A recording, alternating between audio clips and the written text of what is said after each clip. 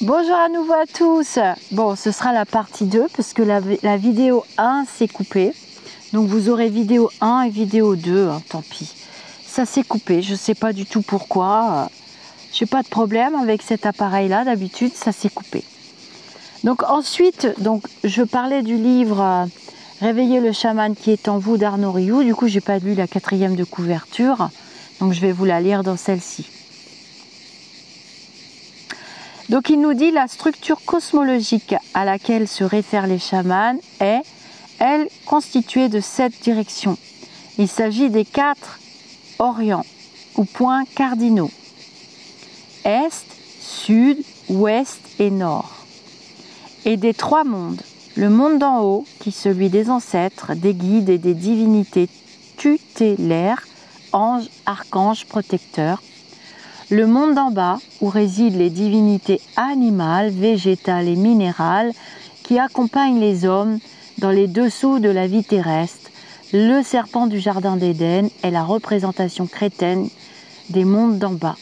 Et les mondes intérieurs, le chaman se situe sur ce pivot central que l'on appelle arbre de vie. Le chaman rend hommage ou demande protection au gardien de la porte de l'Est, le point cardinal où le soleil se lève. Puis, en suivant le sens des aiguilles d'une montre, il rend hommage et demande protection au gardien de la porte du sud, puis au gardien de celle de l'ouest et au gardien de celle du nord. Le chaman demande ensuite protection aux gardiens des mondes d'en bas, puis à ceux des mondes d'en haut, et enfin aux gardiens des mondes intérieurs.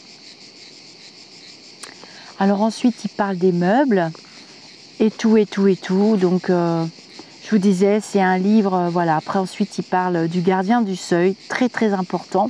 Mais ce sera le sujet d'autres vidéos. Je vais vous lire la 4e de couverture. Avec un propos clair et concis, Arnaud Rioux expose la manière dont le chamanisme s'est métamorphosé pour apparaître aujourd'hui comme un outil de développement personnel adapté à un monde en pleine mutation. Car le chamanisme est autant un moyen de communiquer avec l'invisible qu'un moyen de se soigner, d'harmoniser son habitat ou de développer son intuition et sa confiance en soi. L'auteur propose une initiation progressive au chamanisme avec des outils concrets adaptés à notre quotidien, quelles que soient nos croyances et notre sensibilité. Alors c'est ce que je vous disais dans la vidéo 1, c'est vraiment plein d'outils ce livre. Il est vraiment nourrissant, j'aime beaucoup, et spirituellement d'une simplicité à faire peur. Arnaud Rioux est né en 1963. Auteur de plusieurs livres, il est aussi coach, formateur, conférencier, comportementaliste et se passionne pour les différentes dimensions de l'être humain. Après avoir exploré pendant 15 ans le tantra, la méditation et le chamanisme auprès de plusieurs maîtres, il transmet aujourd'hui la sagesse des anciens dans un langage moderne. Il a écrit plusieurs livres, il a écrit des dizaines et des dizaines de vidéos. Je les ai toutes écoutées. Alors ensuite, à la fin du livre aussi, ce que j'aime bien, c'est le lexique. Il y a un petit lexique vraiment sympathique. Vous voyez par exemple, alors dans le livre, il parle aussi, c'est ça qui m'a intéressé dans ce livre, c'est pour ça que je me le suis offert. Il parle de la voyance et il explique avec ses mots à lui comment comment ça fonctionne, quelle est la fonction de la médiumnité, développer votre médiumnité, voilà, ce qui renforce votre mental et amenuise votre intuition, ce qui entretient votre énergie intuitive. Voilà, il explique plein de choses et bon, d'après ce que j'ai compris, d'après ce qu'il explique, et je suis plutôt d'accord, on peut tous développer, on peut tous apprendre à dessiner, à chanter, à danser, à cuisiner, à jouer de la musique. On revient ici dans ce bas monde avec des compétences et des capacités, mais on n'a pas tous les mêmes dons, les mêmes facultés, les mêmes possibilités. Donc on peut travailler sa médiumnité, hein, il ne dit pas le contraire, mais on n'est pas tous doués de médiumnité. Donc il explique brièvement les différentes formes de médiumnité, la télépathie avec les animaux, la clairvoyance, la clairaudience et tout ça. Et puis dans son lexique, justement, à la fin, il parle de l'animal totem, hein, je vous en ai parlé dans la vidéo 1. L'animal totem, guide, qui se manifeste sous la forme d'un animal. Vous le rencontrerez à l'occasion d'une méditation ou d'un voyage intérieur chamanique. L'animal totem est toujours un allié. Il vous invite à incarner une qualité pour dépasser un obstacle. Voilà, on a plusieurs animaux totems, parce que je travaille moi aussi en chamanisme. Je découvre avec vous petit à petit et j'essaie de vous livrer un petit peu de ce que j'ai compris. Ensuite, il parle du mot canal. Vous avez souvent entendu ce mot d'ailleurs qui est galvaudé, pris et repris et utilisé par, mon Dieu, une pléthore d'humains qui se pensent doués de cette capacité, mais malheureusement qui ne l'ont pas. De toute façon, on s'en aperçoit assez vite. On a besoin de personne pour le savoir. Il dit médium qui canalise des informations d'origine céleste ou sensible. Il parle de l'égrégore.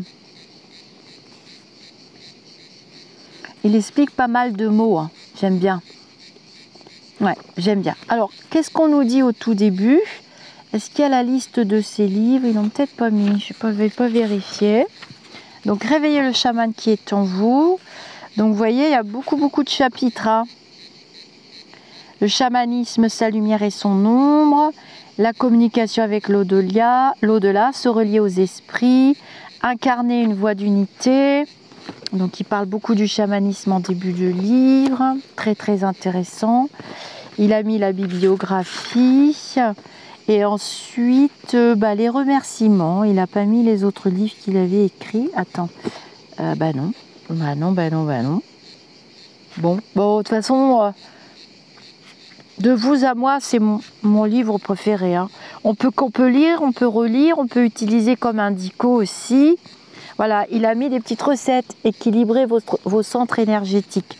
Je lui piquerai, tiens, on fera ça. Il parle des chakras, c'était très intéressant. Ouvrez votre cœur à la douceur du monde. Tiens, on fera une petite méditation, ça vous dit? Je lirai vos commentaires.